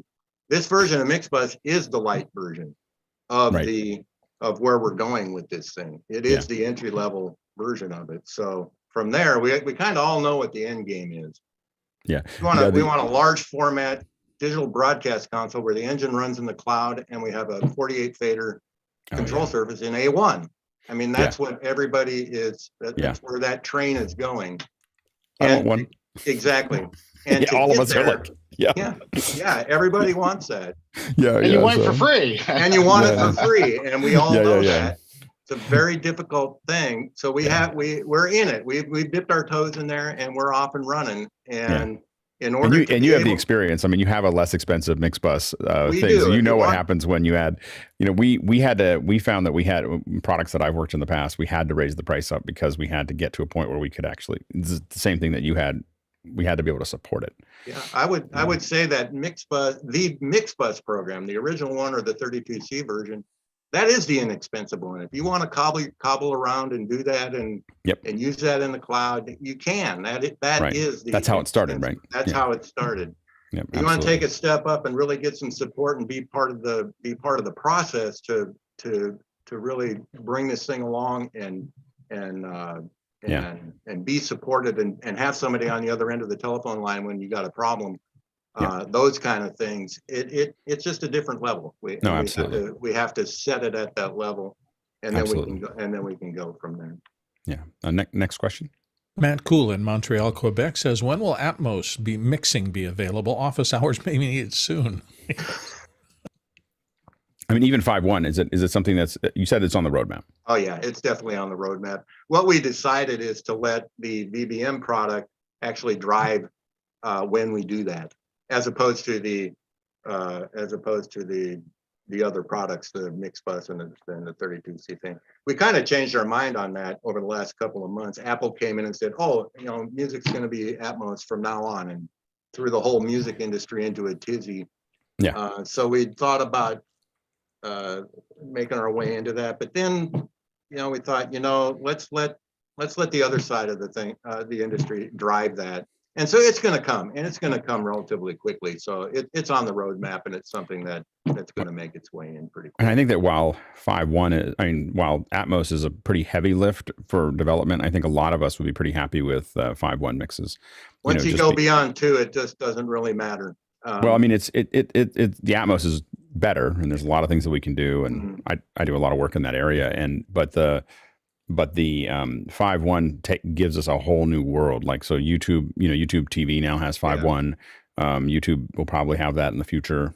So there's lots of things that are examples there that I think that for us, that's where we would probably, that'd be our first step, is just channel based, a 5.1 solution. From a audio console point of view, once you're past 2, it really doesn't. It's all just hard. 5.1 or 7.41 and 9.4. Yeah, I mean the big thing is being able to control Atmos objects so Atmos becomes really heavy lifting once you start to maintain those objects and so on and so forth, as far as how that goes. I understand. Yeah. Next question. Jeff Keithley is back from Texas, and he says, any plans to develop a Harrison-devised hardware controller for Mixbus?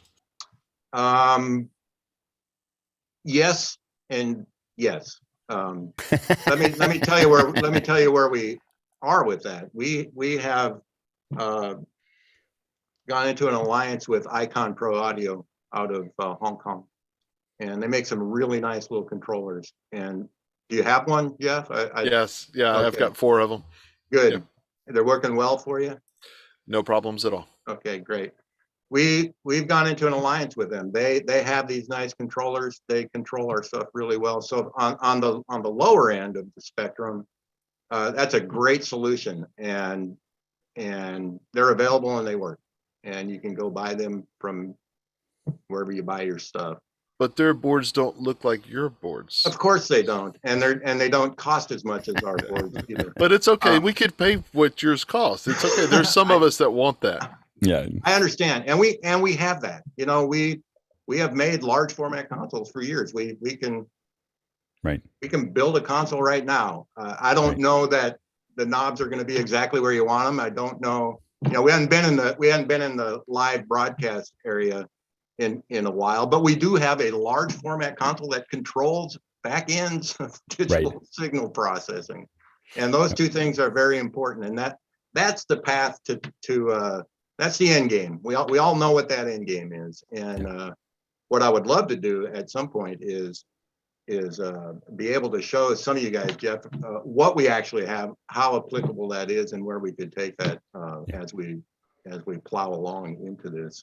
Yeah, absolutely. Into this kind of unknown area. No, it's not unknown. It's we have all the pieces, parts. We got to put it together and actually make something that makes sense.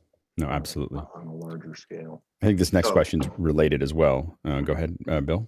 Rupert McRae in Dallas, Texas is up next. What integrations exist between Harrison hardware and Harrison cloud-based platforms? Todd? Do they talk it all together? At the moment, no, not at the moment. Yeah. But it could be, as Gary said, that's just has not been done. Is the only, because the surfaces are literally just big remotes. Our big control surfaces are it just says, hey, somebody press this button. What do you want me to do? Or So we can do it. It's just time. At the moment, when you look at the architecture of VBM where it is right now, the Icon controller actually is really nice. They mate pretty well for the feature set that's in there. As you take a step up, it gets much more complicated. And so hooking up our big control surfaces right now to that VBM product, it's a little bit of a mismatch. You don't need 10 knobs per strip to control that thing. It's just it's out of balance. Once that feature set grows, it will grow into the requirement to hook up one of those large format surfaces into it, and then things match a little bit better. So we're kind of a little ahead of the game, a little behind whichever way you want to look at it. There's a little bit of a mismatch there. Absolutely. No, next question. Chris Russo is up next, and he says, is there a way to mount 32 to 64 or more terrestrial channels to Mixbus running in the cloud on a virtual instance?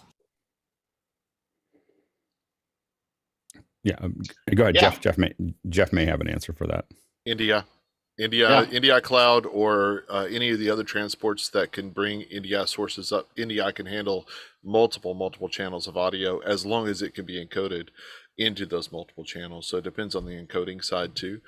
We do 16 channels over SRT also to bring up dry cloud, and then we take those SRT channels and break them out to NDI audio at that point. So we'll do 16 audio channels into Mixbus ourselves. There you go. Next question.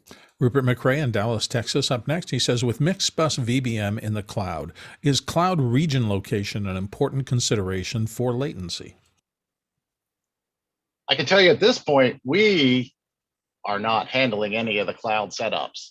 We're just providing the software. But I do know from talking to our users that yes, they are locating the audio, the virtual control room in a region near the best possible point they can get it. It's a whole balancing act. But I do also know, the ASG guys are working both with like the Google cloud people and the AWS cloud people, and they have, both those companies have people working on the high performance reliability kind of thing you need for audio and video in their cloud services. They actually have teams working on that, which is kind of interesting. So improving the latency, improving the location stuff. So they have there's a lot of power behind that at the moment because they would like to sell you cloud services. So, Yeah, absolutely.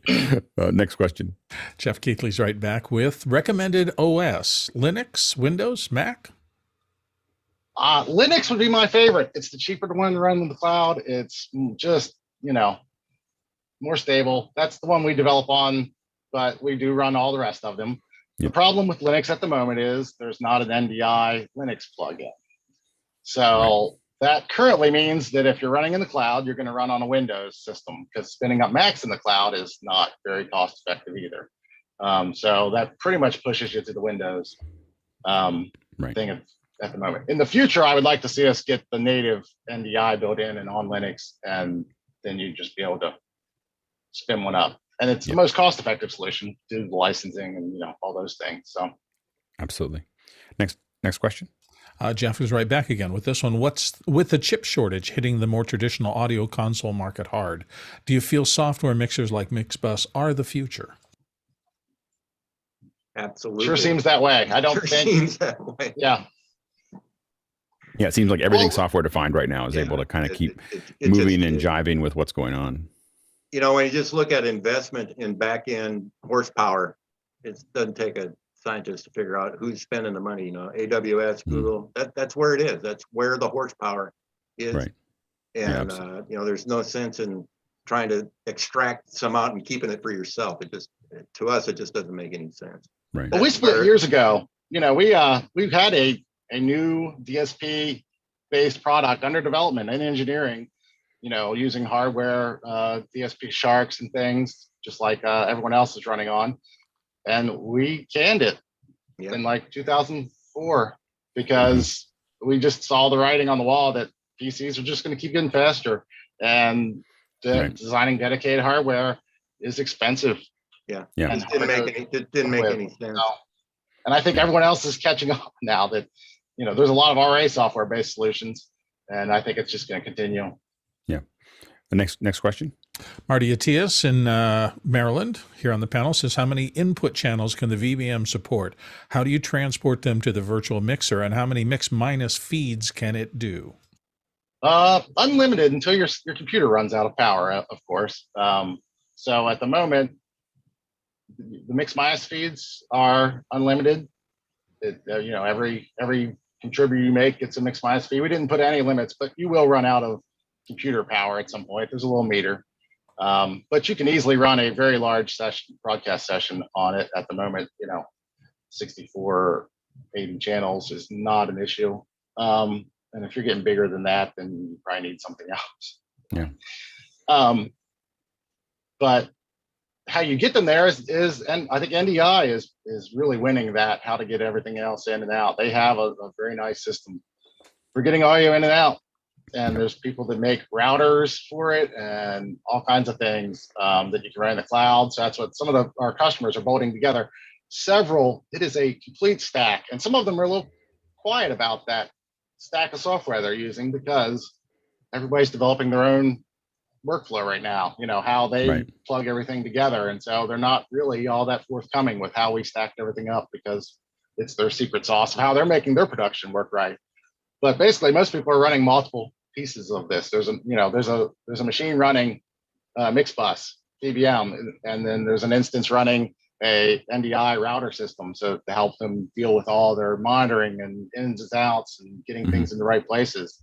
And then they may be running a Unity server somewhere to deal with all the comm stuff. And it is a stack of software products running on multiple instances. That's to do a large style production. So yeah, it's funny. We're probably gonna. I mean, as we go into this, cloud audio thing that we're getting ready to do, probably with Mixbus here, we'll publish everything because my thing is what I learned was trying to hold on to my secret sauce meant that the industry didn't move fast enough forward, and being a small part of a growing industry was more valuable to me than that's what I mean. It's part of the genesis of Office Hours was to have us all trading notes so that we could move the industry forward rather than have it, when people are groping around and not being successful, the industry right now is that it's less than 1% of where it could be in a year or two. And I'd rather have it do the growth thing. So anyway, Yeah. so we'll keep on publishing. So stay tuned for that. Next question. Andy Carluccio is back from Washington, D.C. Can Mixbus be controlled by protocols like OSC or MIDI? Yes. Both. Oh, suddenly everybody gets really excited. We run this our second, you'll see a little window here that says Office Hours 2.0. It runs all OSC is what it talks. And so it makes a whole bunch of decisions. So that's, we have not exciting. Built in a dedicated VBM support yet for OSC, but the stock OSC support is there. So yeah, OSC is super exciting to us. So anyway, next question. Jonas Datal in Stuttgart, Germany, back again with, does Mixbus have a headless mode or an API one could integrate with? Mixbus itself does not have a headless mode. If you wanted to go all the way back to Ardour, which is the open source DAW that we base a lot of our products on, it has a headless mode, and it is an engine that you could build into other products.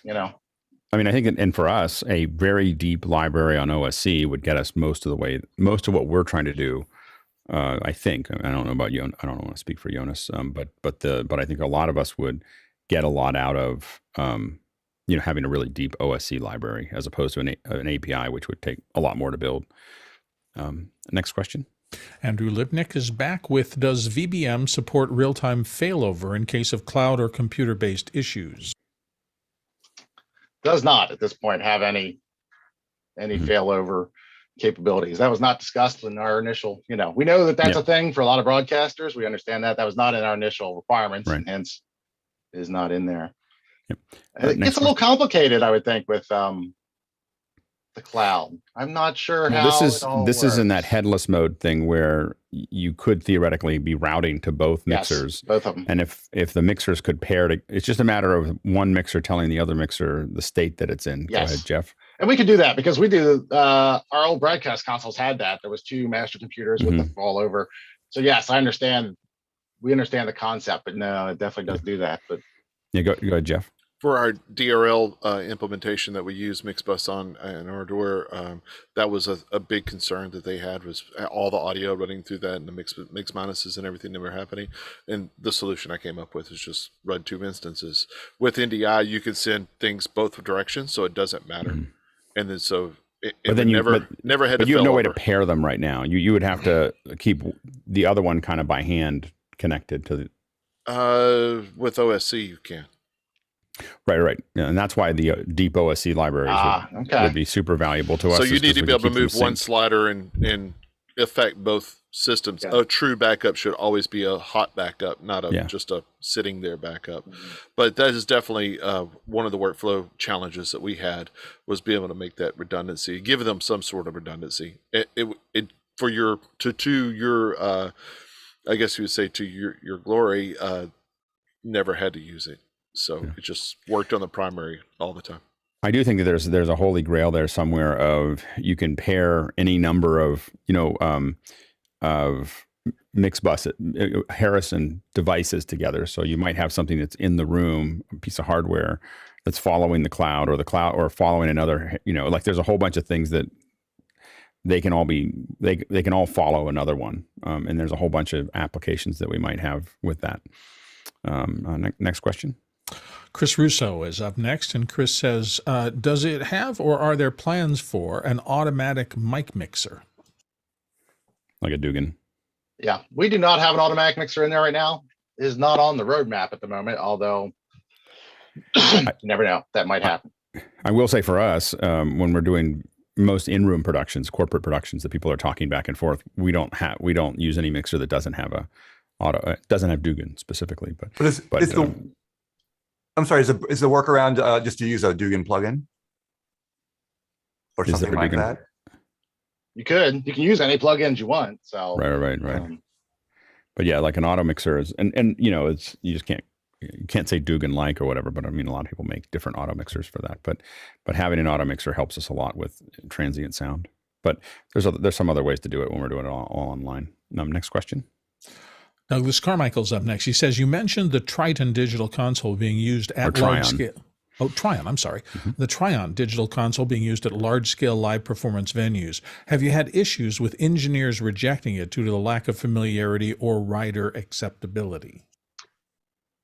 Most of those systems, and there's not a lot of them, they're all in-house. There isn't anybody, they don't have any people just coming in cold and trying to drive those systems. We have some of those in some big churches and some places where it's very, very fixed. Fixed thing. So they're not on tour. There's not people walking in trying to get up to speed in 10 minutes on the console. So right. We have one here in town up at the Ryman Auditorium in Nashville, and the same two guys have been driving that console for 8 years, and it's just not like that. They're not in a situation where somebody would even give us feedback like that. Right. Next question. Christian Ortiz in South Florida is up next. How has the supply chain impacted the consoles, or has it pushed virtual more? Absolutely pushed the virtual. For us, it hasn't really affected the console side of our business at all. We're building some stuff. Fortunately, we got a lot of our inventory for what is coming purchased before the supply chain problems actually started.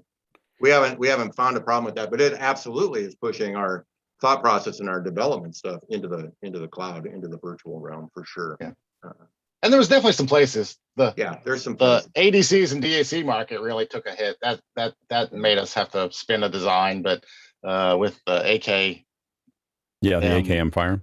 That was more due to the fire. That really had to do with the pandemic. That was just, they had a factory burnt. It was amazing. It was amazing to have one. I had like 3 phone calls with folks that I knew in the industry that were like, you don't understand what just happened. Yeah. We had to change an entire design. We're making a Dante converter system, and it had them in there. We had to throw that away and go source something else. Yeah. Crazy. 80% of the way through the design, we had to change it. Next question. Rupert McRae's up next, Dallas, Texas. Is all your pricing buy now, or are software products available as a service or by subscription?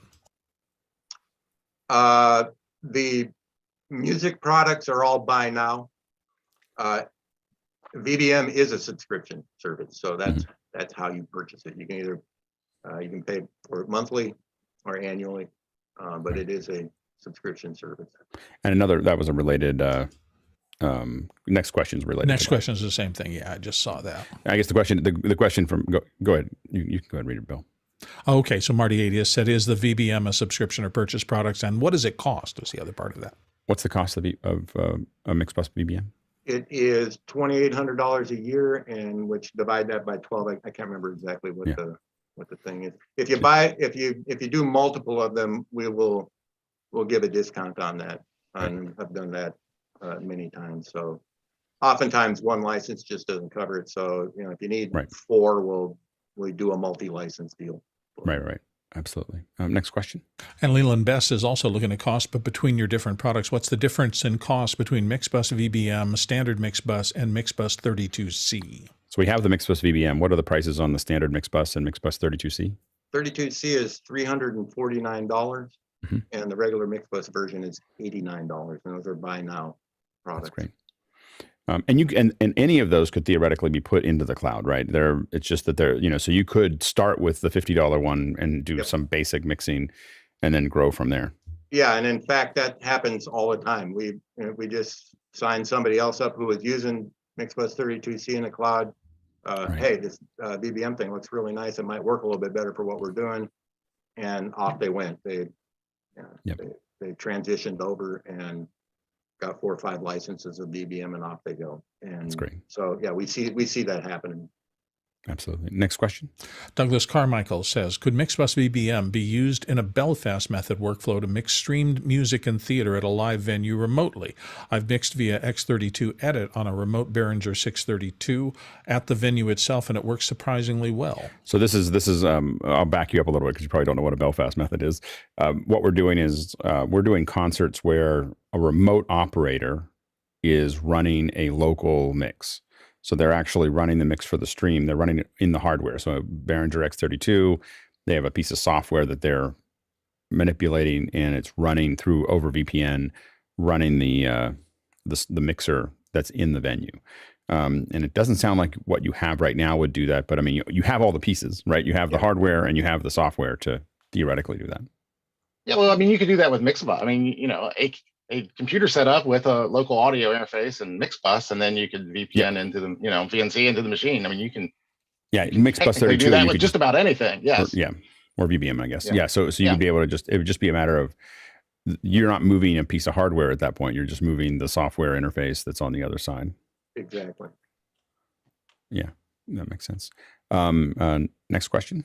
Rupert McRae in Dallas, Texas. Up next, is Harrison exhibiting at any trade shows, either physical events or virtual events? At the moment, the only thing we have on the schedule right now is we will be at NAMM in conjunction with Icon Pro Audio in May. We haven't exhibited at a trade show in a long time, so unless we go and be part of somebody else's exhibit, right now, you drop it. I don't see us doing it ourselves. We would do it in conjunction with. Now, did you stop going to trade shows before COVID?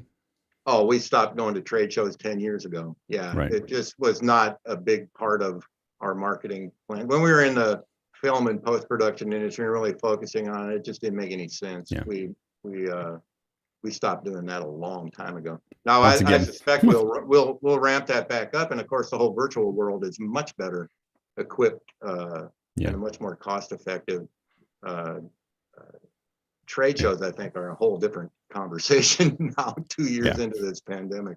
Wow. Yeah, you're preaching to the choir there. Yeah, exactly. I know. And but like I said, we will be in Los Angeles for NAMM. We will have we actually have some new products coming out in conjunction with Icon. Some interface. We have a computer interface product coming out with our nice preamps in there, and that's great. You'll be hearing about those things here very soon. That's great. So it's pretty interesting. Next question. Douglas Carmichael asks, will Mixbus be adding MIDI audio delay compensation to compensate for delays incorporating hardware synthesizers into a project? I believe that's already there, but the questions of the MIDI hardware, part of the question throws me off a little bit, but I think that is all. I am not an expert on the MIDI, but I do know that the delay compensation is supposed to all be there in the latest version of Mixbus.